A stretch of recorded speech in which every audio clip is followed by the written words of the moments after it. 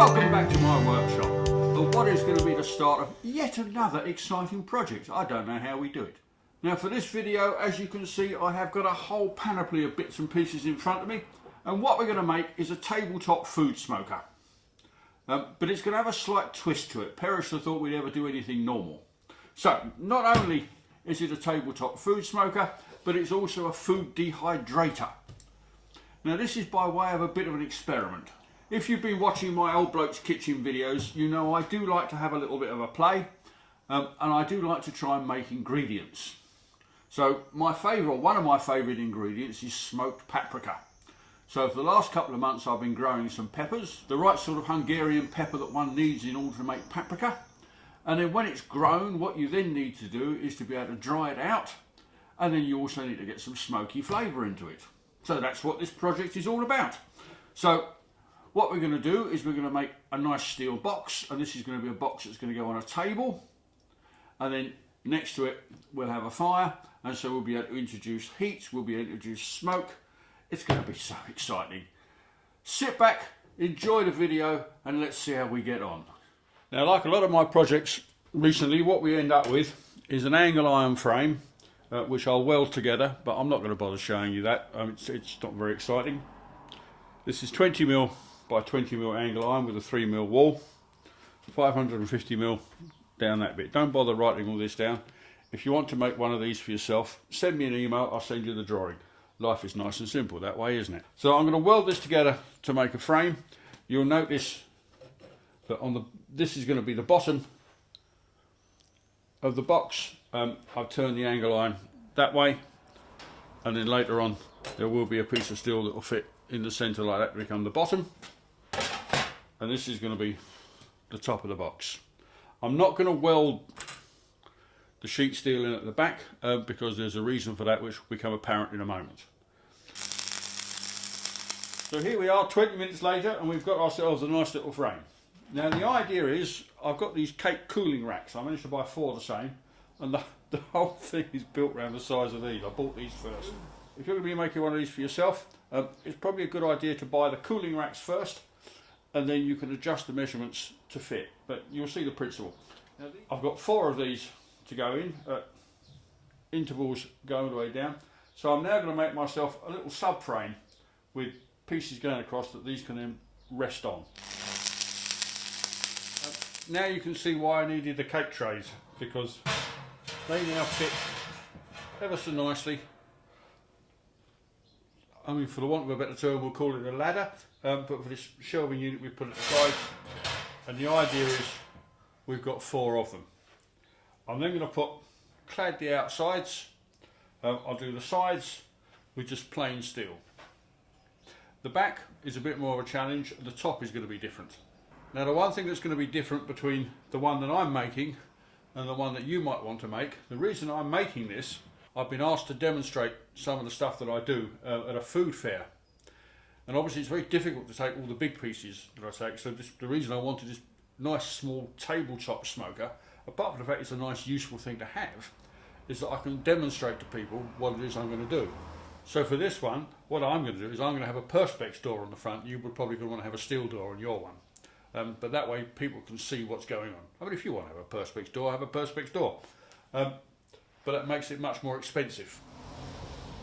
Now this piece of steel, which is 0.8 of a millimetre thick, just straightforward, everyday run-of-the-mill mild steel. If you do this for yourself, don't get the zinc covered stuff. Although you think it's going to last forever, or when you heat zinc up, what that actually does is it gives off all kinds of toxic fumes. So probably not such a good idea. I mean, A, you don't want to be anywhere near it, but B, you don't want to be doing anywhere near it when you're cooking food in there.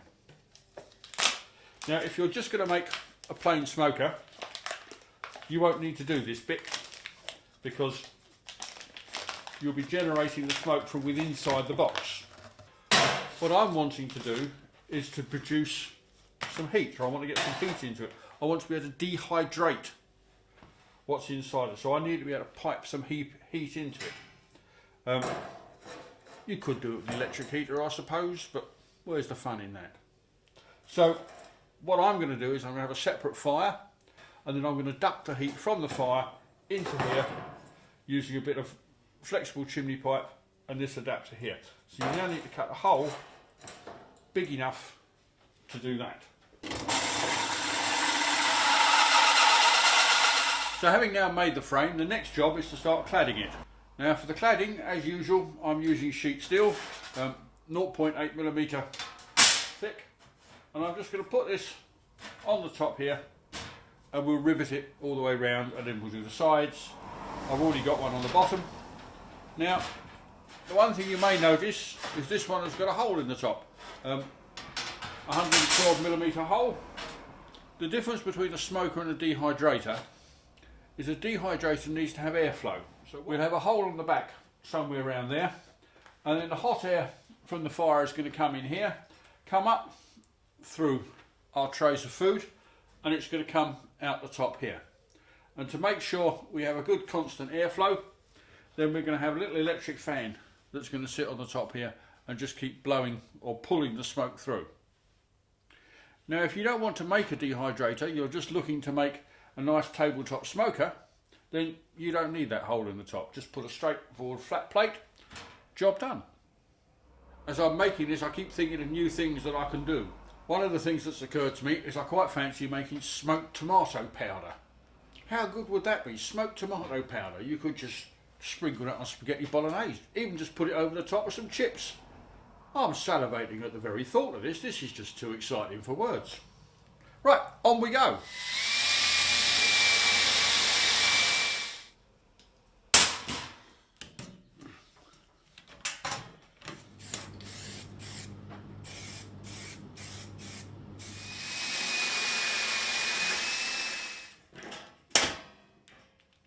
Well, you can start to see where we're going with this. I'll finish putting all the rivets in and I'll do the other side. It's actually starting to look quite stylish, isn't it? Not like my sort of stuff at all. So here we are, this is our little mini firebox. What we've ended up with is this sort of, what do we call it, an arch shape, barn shape, take your pick. And in the bottom here, I've just welded in a couple of bits of rod. With this little bit of steel, I'm just going to make a little tiny pan to go in the top bottom of that. We're not trying to make an enormous furnace here, we're not trying to make a great fire, we just want it to tick over a little bit of heat, which is then going to be funneled upwards and come out of this chimney here. So effectively this is finished. I'm now going to give it a coat of paint. I've got a couple of handles just to put on the side just to make it easy to move, but for all intents and purposes that's done. So I'm just going to quickly make this little basket here. Now this is something I make all the time. If you've seen my videos, you've seen me do them many times, so I'm probably not going to bother showing you because it's boring otherwise. But I've just cut a little tiny notch either end. I'll bend the edges over that way, rivet it, and then I'll make a handle. The handle is probably the most exciting bit. So I'm going to quickly do this, quickly put some paint, a couple of coats of paint on this, and then as far as I'm concerned, that's enough for one day. Tomorrow we'll come back fully refreshed and we're going to put it all together. I can't wait actually. It's going to be quite exciting, isn't it? And you never know, we might even get to dehydrate something. You never know your luck. Welcome back. I've had a night's sleep. I'm feeling a lot healthier. Probably didn't help if I had so many glasses of wine last night, and blacksmithing with a hangover is never a good idea, but these things have got to be done. Now I'm going to cheat. I know you don't like to think I ever cheat, but occasionally I do. Whilst I do have a proper forge, it seems like an awful lot of hard work to fire that up and waste all that fuel just in order to make one tiny little handle. On this occasion I'm going to cheat and use a map torch.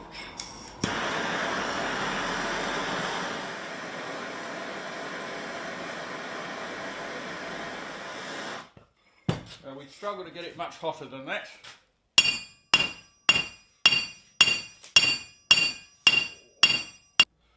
And then over the end of the anvil.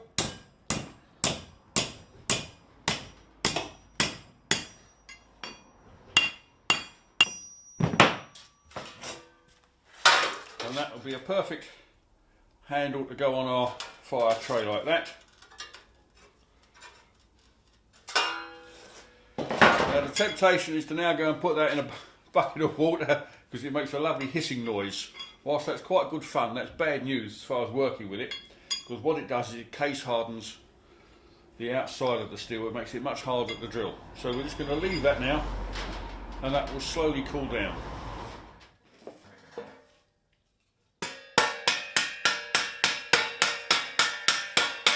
Well, look at that, we've got an instant frying pan. Get the sausages out, mother. Well, I think we're ready. Now, I think I explained at the start of the video, the reason I'm making this particular project, apart from the fact I want to make it, is I'm doing a public demonstration in a few weeks' time, and they want to see some of the things that I do. What I'm doing that's different on this unit is I'm making a clear plastic front. I've had a look at the sort of melting point of perspex, and I think I'm all right. If you're going to do this for you at home, I would suggest that you would do it with a steel front. If you want to use a plastic one, use a plastic one. But if you use a steel front, you're going to get much higher temperatures, although you will be governed by the sort of temperature capacity of the fan. You probably don't want to take it too much higher. Still, I've got this clear plastic one. Once I take the protective covering off, this will become a clear plastic. And then people will be able to see what's going on inside. So finally, the moment of truth. It seems like it's been a long time coming, this one, but I've had to keep stopping and do other things. Don't you hate it when life gets in the way? But we are ready. Finally, the day when we can carry on and actually do something. So finally, we reach the day where we can actually light the whole thing up and let's see if it works. I've absolutely no idea if this is going to work, but I'm quite enthusiastic about it. So let me just recap and explain how this works, or how I think it's going to work. Let's start at that point. So we have these trays onto which we will put our food that we want to be dehydrated. So today I'm going to be doing some tomatoes. At the bottom we have a heat intake, and I'll explain where the heat comes from in a moment. And at the top we've got a fan. And that's because we want to have lots and lots of airflow coming through. We want to be able to pull the heat up through the tomatoes, and that will dehydrate them, that will dry them out. Now, where this one differs from a standard dehydrator is that we've got this space here at the bottom and where the heat comes from. And this is because I want to be able to introduce some smoke into the equation. Today I'm going to be putting some smouldering sawdust, and this is going to be maple sawdust. And that will come up and infuse, not enthuse, infuse our tomatoes, and then we'll introduce some heat from it later. For the want of a better term, we'll call this the heater, call it the furnace, call it whatever you want. In our pan here, we're going to have a little charcoal fire, a very small charcoal fire. We don't want it getting carried away. That goes into there. The smoke or the heat is then drawn up through this pipe by the fan on the top, and that will go up and dry all our tomatoes or whatever it is you're trying to dry out. Why don't we just get on and do it? I can hear you shouting at the screen. Come on, Tom, stop talking. Let's see if this thing really works. It's gonna be good. So here we are, loaded up with tomatoes. Now, these are special French tomatoes. I went on my annual day trip to France last week, and I've come back with some wonderful tomatoes. So I've got these little ones, which I'm going to make into my version of what we'll call smoke-dried tomatoes. So not so much sun-dried, but smoke-dried. And then these lovely brown ones, which I'm going to dry until they're crisp, and then we're going to turn them into a powder. Right. Here we are, the moment of truth. So what I've got at the bottom is one of these smoke cube things, and I've filled it with maple wood. So it's the sawdust is maple wood, because what I want is a nice sort of sweet smoke. If you use oak or something like that, I always think it comes out very acrid, which I don't particularly like.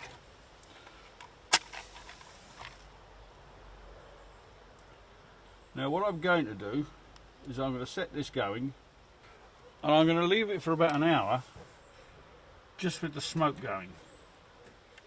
So what happens is that little tea light will light all this sawdust, and it will slowly burn its way around the helix. Very clever idea.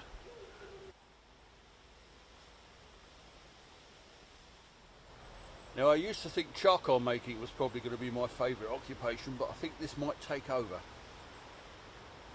Now obviously, because I'm using a fire, this needs constant supervision.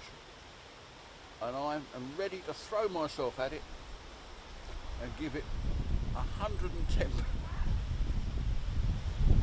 So I'm ready to concentrate and I'm ready to supervise.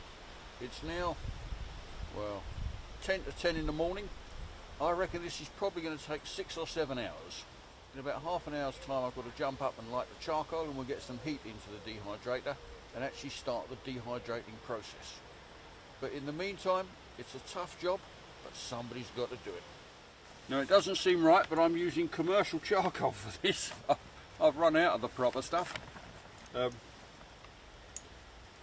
which means I've had to use lighter fluid to start it, which is most unusual.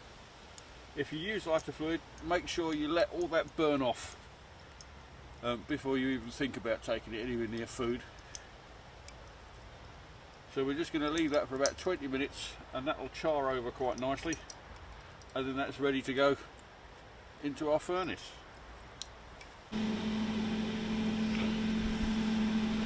So this has now had about 4 hours drying, and as you can see these are really starting to show that they're dehydrated, but they're still not hard enough. So we'll give it a little bit longer, but I have to say that's starting to work really quite nicely. We'll keep going for a few more hours. Well, here we are 7 hours later, and I must admit I've had a lovely relaxing day. If I was any more relaxed, I think I'd have problems standing up. But let's have a look and see what we've got. Now our little tiny tomatoes have dehydrated beautifully, so we'll put all of these into these jars here, and these will be our smoke dried tomatoes. I must admit I have to stop myself eating them all day. I did sneak one earlier, I must admit they were very nice. The point of this is not to get a commercial product, but a product which tastes absolutely delicious. And it's something I get to have at home, so who cares? So then top these bottles up with olive oil. Keeps the air out. That will then infuse the olive oil with tomato and smoke flavour. So the olive oil will be superb, and we will then have smoke dried tomatoes. Now look at that. Doesn't that look nice? Well, I think we managed to prove that the concept works. The bigger tomatoes, we're going to leave those for a couple of hours. I want to get those really, really crisp, and then I can turn those into a powder. But we've shown that the whole system works, so I'm rather pleased with that. If you're interested in building one yourself, send me an email and I'll send you the plans. And the combination of the plans and watching the earlier parts of this video, you should be able to make your own. Hopefully you enjoyed that video. If you did, why not have a look at some of the other ones on my channel? You never know, you might like those as well. It's always a danger. Do remember to press the subscribe button. It makes quite a difference to my life and I appreciate it. Thanks for watching. Bye bye.